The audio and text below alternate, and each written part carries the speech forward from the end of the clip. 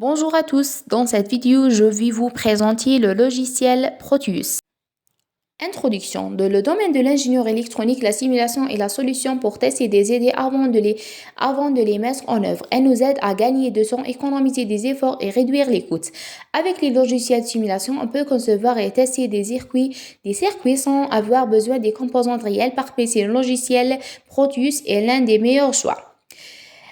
Proteus a été développé en 1989 par la société Lab Center. Proteus est un logiciel de simulation et conception électronique utilisé pour la création et l'analyse des circuits électroniques. Il permet aux ingénieurs et étudiants spécialement de concevoir des circuits, tester leur fonctionnement en temps réel.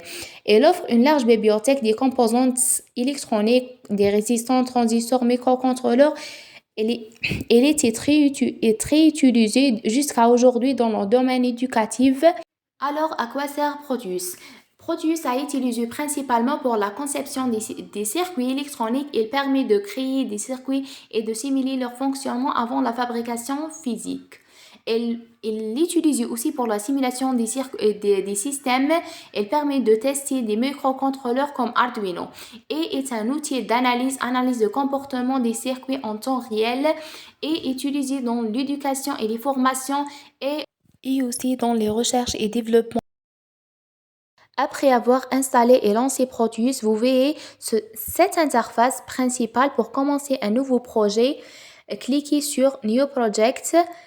Après, on a choisi le nom de notre projet. Après, choisi le nom. Après, on a cliqué sur Next et Finish. OK. Après l'ouverture d'un nouveau projet dans Proteus, nous accédons à une interface appelée ICES, un module dédié à la conception et l'analyse des circuits électroniques. Maintenant, on va voir quelques fonctions de programme. Il y a beaucoup d'outils. Chacun a un rôle spécifique. Par exemple, c'est pour voir le programme 3D, c'est pour le zoom. Chacun d'outils a un rôle spécifique. Par exemple, le Pick Device utilisé pour ajouter facilement les composantes. Juste écrire le nom de composante. Toutes les outils utilisés, par exemple, c'est utilisé pour ajouter des Power Grant pour ajouter un source pour notre schéma. C'est pour Grant l'ardi. Ou c'est pour le graph mode pour tracer des graphes. On a aussi utilisé pour tracer des graphes analogiques numériques pour chacun. C'est pour les mesures, le mesure voltmètre et ampèremètre. Et c'est pour ajouter les générateurs AC, DC, AC et DC. Et cette partie est utilisée pour les mesures voltmètre ou ampèremètre. Aussi, les appareils de mesure comme oscilloscope et autre chose.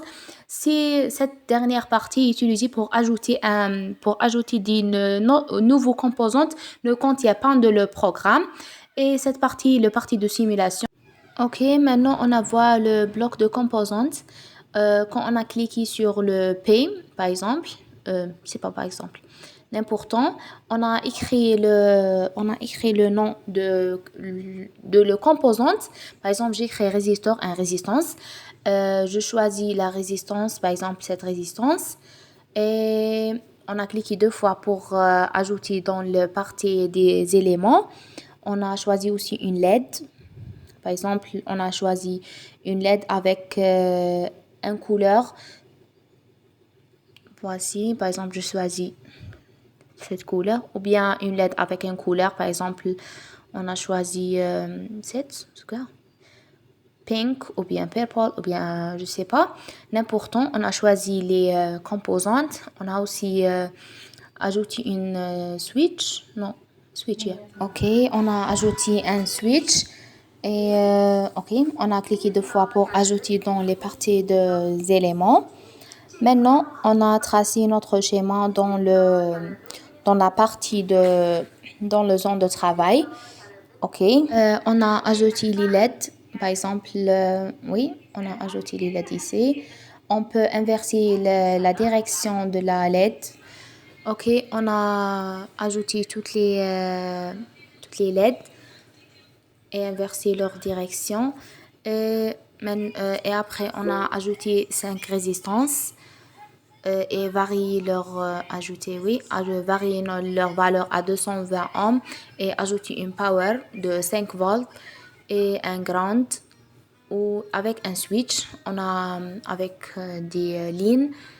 Oui, on a ajouté des lignes dans la circuit électrique. Après, on a complété, ajouté des lignes, on a simulé.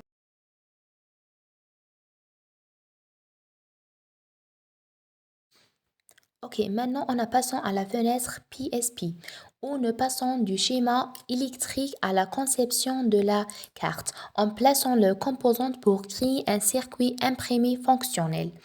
Alors, on a les mêmes composantes avec le ISIS, mais de quelques différences.